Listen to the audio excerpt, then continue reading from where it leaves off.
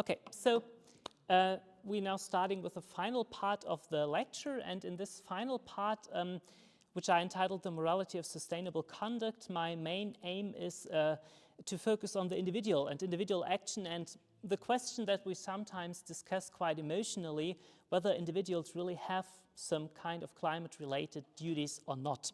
And to get into this problem, I think it is at first important to ask the question, how do we, not only for ourselves, but as well in public discourse, conceptualize the climate crisis? What do I mean by this question?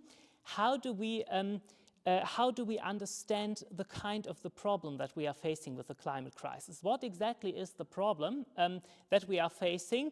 And this might sound in a way as an obvious question, or a question with an obvious answer, as of course the problem is the global warming, and the solution is to end the global warming and to prepare with adaptation measurements. However, I'd like to give you an idea why this is only the first part of the answer, and why we can find very different conceptualizations of the climate crisis that lead to different answers with regard to the question of individual conduct.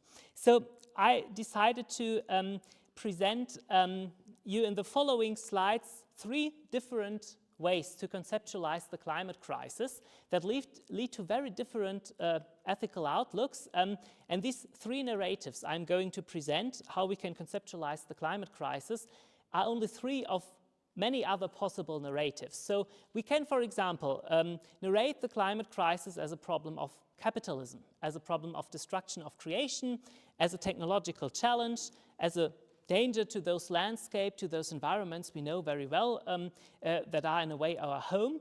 And in any case, if we choose a specific narrative, the problems that we are confronting look very different. And this I'd like to highlight in looking at 3 different narratives that are very prominent in the current debate.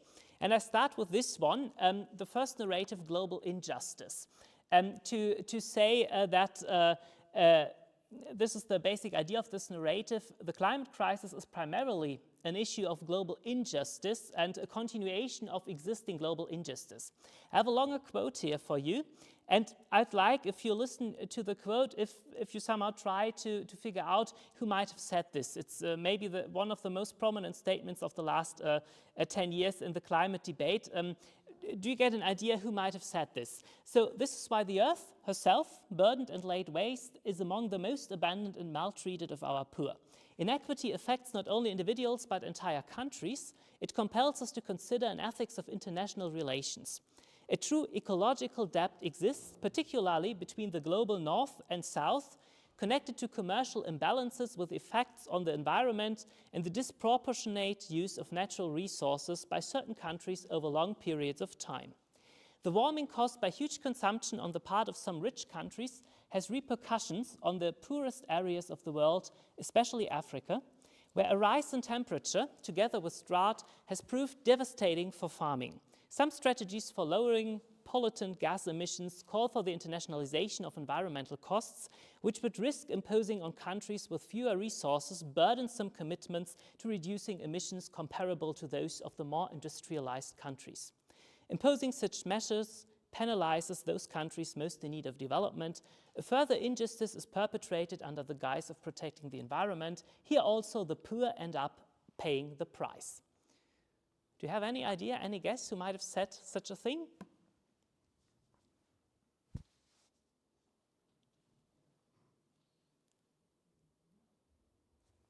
Any try? Okay, actually it's from the Pope. It's Pope Francis in his very influential encyclical letter, Laudato Si, a first official church teaching document on environmental questions. And this narrative got that prominent because the Pope here is addressing, a view on climate change that is broadly shared among countries within the global south. According to this narrative, the climate crisis, in a way, is a continuation of problems we know for centuries, a continuation of problems of severe injustice and exploitation between the global north and the global south. So in a way to say we first had slavery, this is the idea, then we had colonialization, then the exploitation of natural resources, and now the climate system and the climate crisis.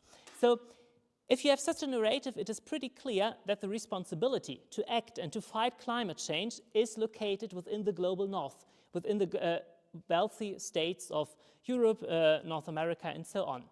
And at the same time, and this is pretty important for climate policy design, such a narrative connects climate protection to fighting poverty and to economic development. So in a way, one could say you find here again this classic idea of sustainability connecting social, economic, and ecological issues in saying that we have to fight the climate crisis in a way that at the same time allow for human development.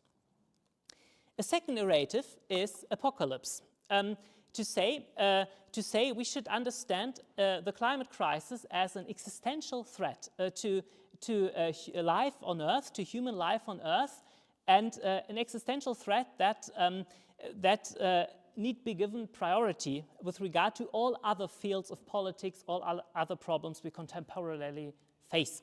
So I have an example, a very prominent one, again, Greta Thunberg, and you can find a lot of this kind of apocalypse rhetoric within the debate.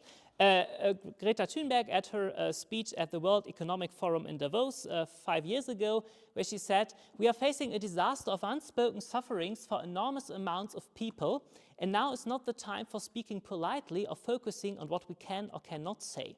Now is the time to speak clearly. Solving the climate crisis is the greatest and most complex challenge that Homo sapiens have ever faced. The main solution, however, is so simple that even a small child can understand it. We have to stop our emissions of greenhouse gases. Either we do that or we don't. You say nothing in life is black or white, but that is a lie, a very dangerous lie. Either we prevent 1.5 degrees Celsius of warming or we don't. Either we avoid setting off that irreversible chain reaction beyond human control or we don't. Either we choose to go on as a civilization or we don't. That is as black or white as it gets. There are no gray areas when it comes to survival."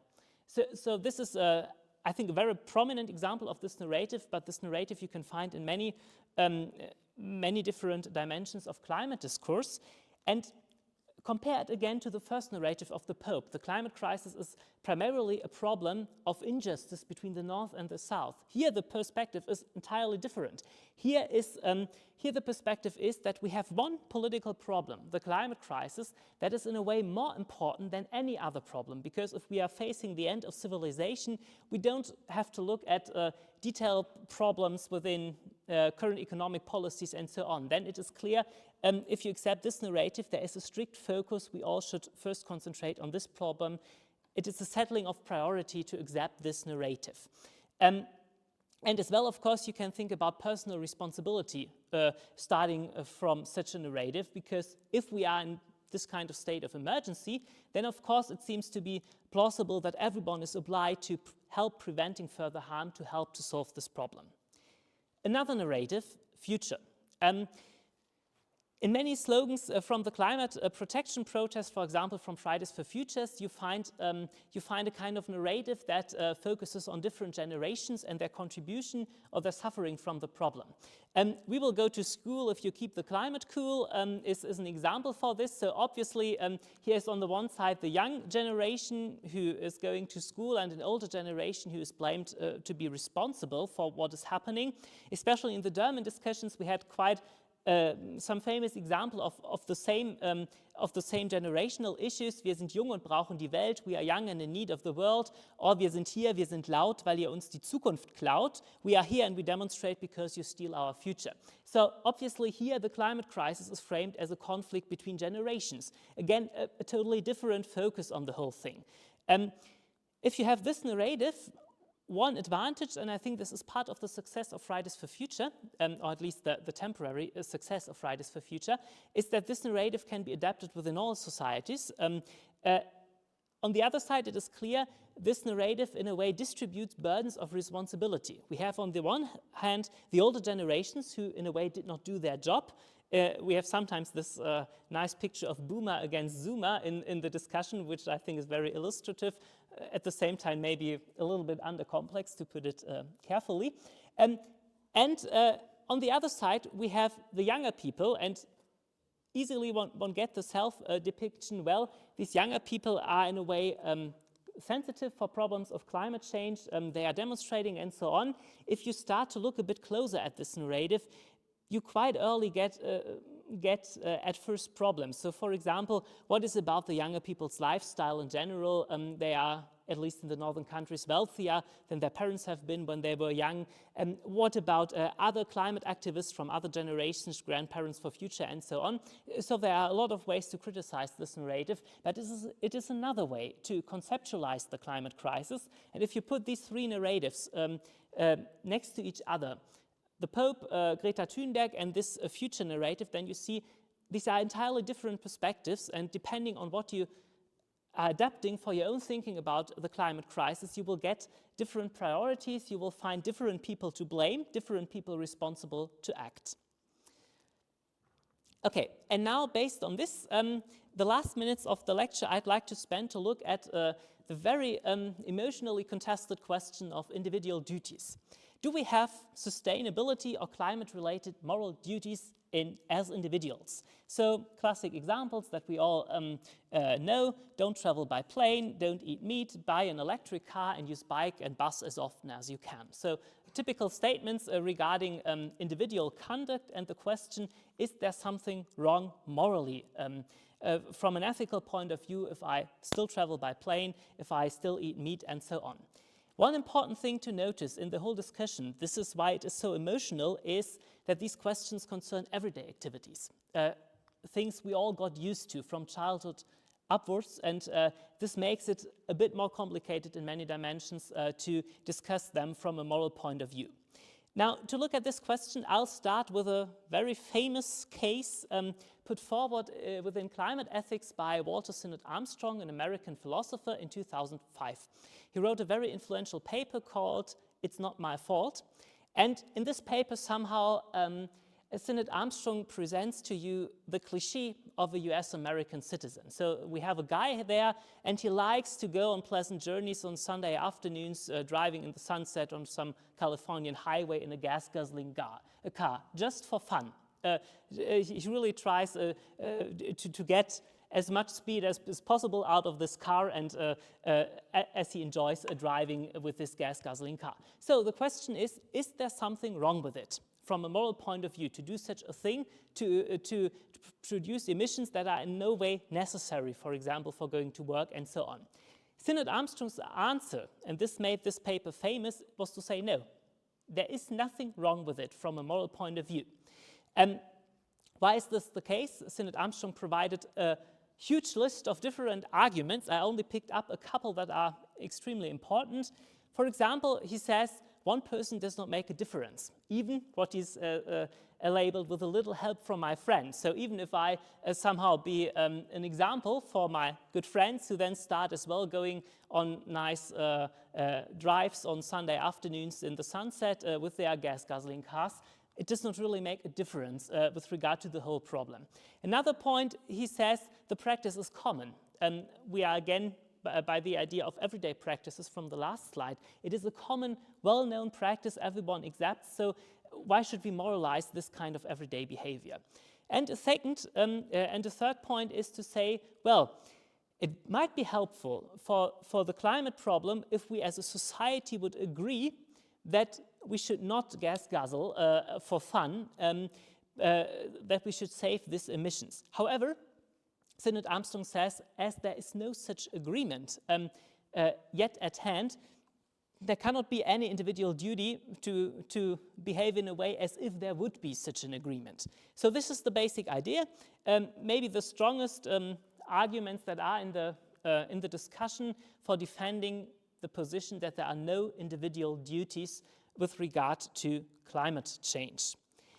As you might imagine, there are a couple of strategies how climate ethicists try to argue that indeed we have individual moral obligations with regard to climate change. First of all, maybe the most important answer to Sinnott Armstrong's idea would be to say, well, after all, we as individuals are obliged not to participate in injustice and not to foster unjust systems. After all, the pleasant trip in the gas-guzzling car does make a difference because every additional emission aggravates the problem. It might be only a very, very tiny bit that the problem gets aggravated, but still it is a contribution to the whole problem. And this is the second part of this idea. We have a duty to refrain from unjust acts, and it is obvious that the whole process of climate change fosters global injustice, hurts people in serious ways, and so we have a duty to refrain. And what is important here to say, we have this duty regardless of what other people do. So we all know these situations where some person did something wrong and then said, well, the others did the same, so why should I be blamed? Well, under one prominent understanding of moral duties are duties regardless of what other people do. So if one person has this duty, they cannot excuse themselves by pointing at other people who have this duty as well and did not follow up to it. So this is one prominent answer to say avoiding injustice is the goal, is governing individual moral conduct, and therefore we have obligations not to do such thing as gas guzzling for fun. Another idea would be to say, well, we should conceptualize such a thing as a personal budget of emissions. For example, in the German discussion, Christian Bartz is an author who defended this prominently. So there's the idea, every person should have a personal budget of emissions and is morally bound to stay within their own behavior within the limits of this budget. What could be an important positive aspect of such an idea? Well, one could say there's a free choice how to spend this budget. There might be some people who say, well, I spent this budget because I like to fly to Mallorca for a short holiday, and other people say, well, I rather prefer to use this budget for some housing activities and so on. One could design this idea in a way that it is sensitive with regard to social status and context. Context is decisive here because, for example, there are many people who cannot easily drop out of systems of fossil infrastructure. So if, for example, the town where you live in uses a certain heating infrastructure, you cannot simply drop out as an individual.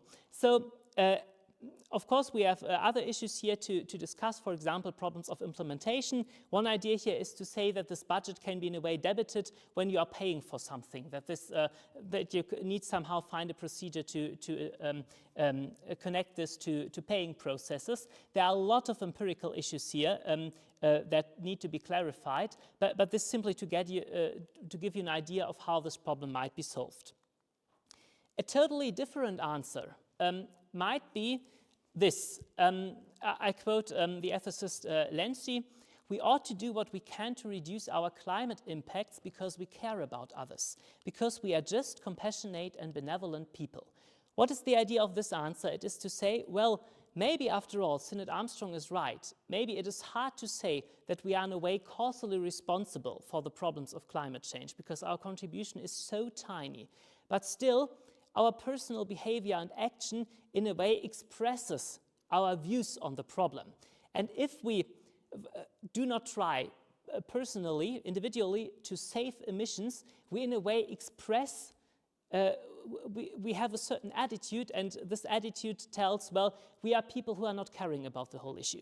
And after all, one could say, well, this might in itself be morally problematic and criticizable. It might be possible that we cannot contribute directly to the problem, but nevertheless, it tells something about ourselves and our value systems if we, through our behavior, demonstrate that we are not interested and not caring for the whole thing. So this might be another solution, and now I'm at the pre-ultima slide. If we want to start about discussing these lifestyle issues, as I put it here, so should I live a certain sustainable life? Should I behave in certain ways? Then we very soon get into problems of what might be called problems of lifestyle, namely that buying sustainable products can be a marker of difference, a way of demonstrating one's own moral convictions and as well one's own social status. So we all know, for example, sustainable products often are more expensive than other products. Not all people can afford them. How can we deal with this problem? Maybe this might produce new social conflicts of certain groups of people are described as being unsustainable and as being not sensitive with regard to sustainability issues because they cannot afford products that are sustainable. And this problem is especially important because we are already facing a thing that the German sociologist Steffen Mau has called the ecology of the working class.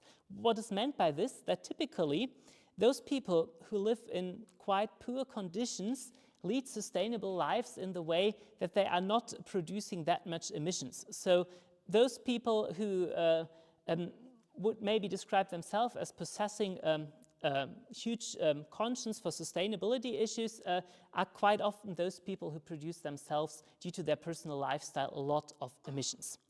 And the last point, the last possible answer to this whole issue, do we have personal duties, moral duties with regard to climate change, is to say, yes, we have them, but they are duties of a special kind. They are not primarily duties to reduce our own footprint, our carbon footprint, our own personal emissions, but they are political duties. So we all as individuals have duties with regard to climate change, but we do have them as citizens of a society, as citizens that possess certain possibilities for political action.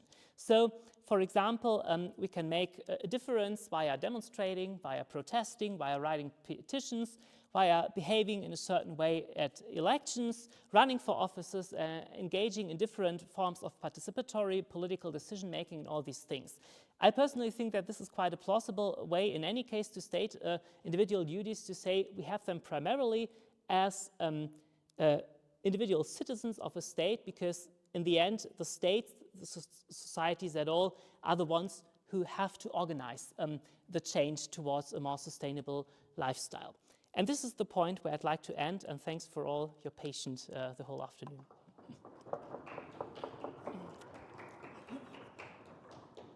So, Punktlandung.